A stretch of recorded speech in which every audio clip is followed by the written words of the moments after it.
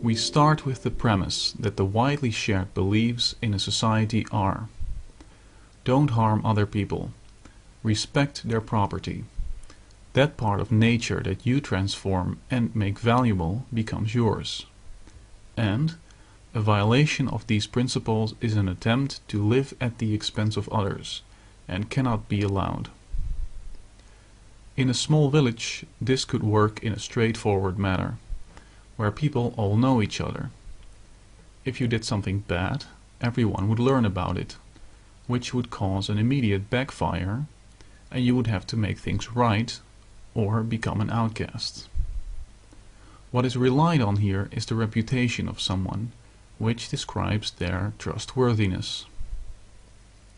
Knowing the reputation of members of the society by memory is possible in a small village, but becomes quickly impossible as the society becomes larger.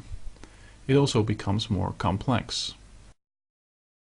For example, one person has agreed to make a delivery at a certain time, but is delayed 2 hours because of a heavy storm. Who now owes what to whom? Or there is a rich person with a lot of resources and a not so rich person who wants to trade his labor. How does the little guy know that he will be treated fairly? Who does he go to if his overtime isn't paid? Remember, there is no government in a voluntary society. Luckily, we can foresee problems. In a market where there is no government, it is a valuable asset, competitively speaking, to be able to show your potential business partners that you can be trusted. You set yourself up to be checked, and if you don't follow through, then you lose that asset that allowed you to be trusted. One way in which this principle could be formalized and professionalized is as follows. You pay a business for a special kind of database service. With this service, you have the ability to create permissions to add an entry, to create permissions to read the database, but no possibility to change or remove entries. The next step is when you engage in a contract with someone that you agree on an arbitrator, who is also paid, who will interpret the actions of the parties according to the contract in case of a dispute. The arbitrator gets an access code to make an entry in the databases of the parties.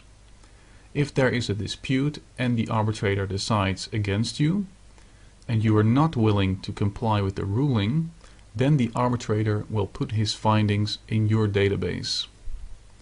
This means that you no longer have a way of showing potential trading partners that you are trustworthy, at least until you make things right.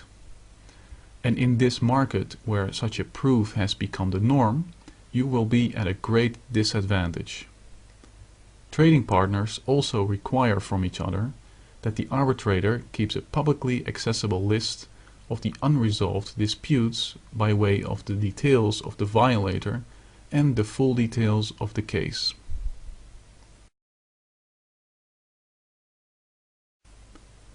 People can't just get a new record when they've done something bad, because a record that doesn't go back far is more a proof that someone is trying to hide something.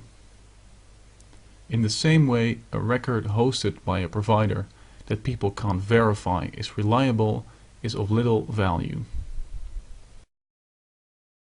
Personal records are very important, so providers have to make sure there are multiple online, offline and off-site backups, making them impervious to natural disasters and crime.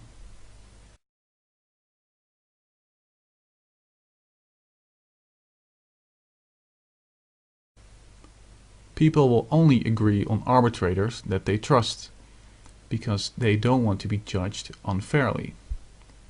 People will also want arbitrators that are trusted by many other people, so that a strike in the other person's record will have a big impact, lowering the risk of being cheated by the other party. Another differentiating factor is the knowledge the arbitrator has about the specific kind of business that is being done. A dispute about farm animals requires a different set of knowledge than a dispute about microchips. The only way to get a good idea of the behavior of an arbitrator and their performance in a specific field is that they give insight into the cases that they've handled before. They could make the cases anonymous or give people a discount to be able to publish it, and cases where someone doesn't go along with the ruling get published anyways. Consumers also have a need in being able to make their case public themselves, with possible extra evidence, if they think they've been wronged by an arbitrator. Independent organizations could facilitate in all these functions so that people can find out about arbitrators, their specialties, their performances, their prices, and to keep them in check. The career of an arbitrator is thus built on making sound judgments, and in a voluntary market will face a quick ruin if they stray from this.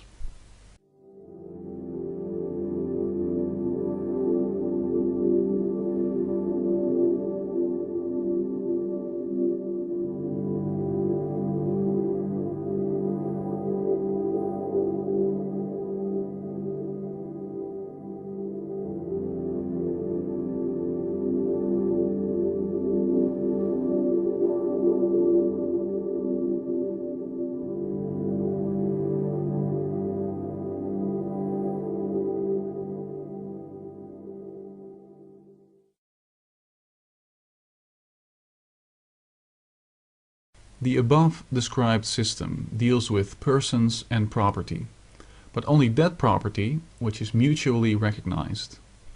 Both parties can perceive to have benefit from a trade and at least temporarily agree on what property is whose and what limits of behavior exists. For example, before you go into a car showroom, you contract that the store and the goods there are not yours, and that you will pay for any accidental damages. So what happens when two people have a disagreement about property outside of contractual agreements? Suppose two businessmen want to do mining in the same area, but one of them is using an entrance with his equipment, and the other one wants to pass. Do they draw their guns? What is the solution? Who is actually right? In the same manner as before, these problems can be foreseen. And because they can be foreseen, we come to expect certain proofs and procedures to be adopted to handle the situation. Society at large does not want people to take property that does not rightfully belong to them.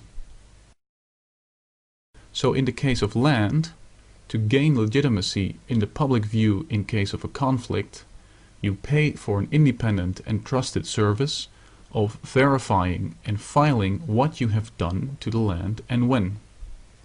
If you have publicly trusted records that you built a house somewhere 20 years ago, and some other person shows up who declares it is his, yet he has no verifiable and trusted record of this, then we can safely conclude that the second person is either a criminal or deranged. A protection agency would in that case also be willing to draw arms if necessary to protect the legitimate owner. This is also to say that a protection agency cannot simply sell its services to any buyer in any way, because they too are scrutinized by the public. If they are viewed as being above the rules mercenaries, criminals, they become the opponent of the entire society, which has many more guns, resources, manpower, and are all cooperating. In the mining example, there is no clear criminal. This means that resorting to strong-arm tactics would be highly suspect. Because it is easy to see that this kind of non-contracted dispute can also occur, it becomes expected from people engaging in new land use to have a predetermined and knowable list of arbitrators that they are willing to use in such a case. As different fields have different arbitrators specializing in them, farming, drilling, mining, etc., there will be suitable arbitrators that are successful and respected. We expect these to occur on those lists. All of this would be the reasonable solution. If one of the two parties feels he is being treated unfairly, he will always have the trump card of going to the press and making the case public, for which there can be a high price to pay by his opponent.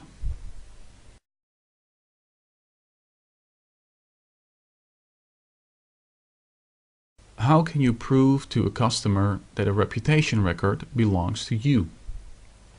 We foresee this problem, and it is of very high value to us, so we allow ourselves to be uniquely identifiable by our reputation provider, which becomes part of the service.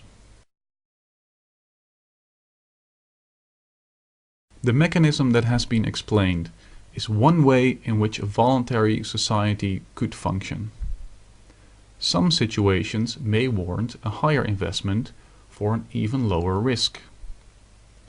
For industrial land disputes, they may settle on using multiple arbitrators from the field who decide through a vote. For contract disputes, people may want to use a tiered arbitration, meaning that the first arbitration step is cheaper and either party can decide to decline the verdict and go for the final, more precise and expensive procedure. It is also possible that the function of reputation service and arbitration is offered as one, and it could just as well become separated even further. We cannot know these things exactly, and what the market will come up with will most likely far exceed any of our current imaginations.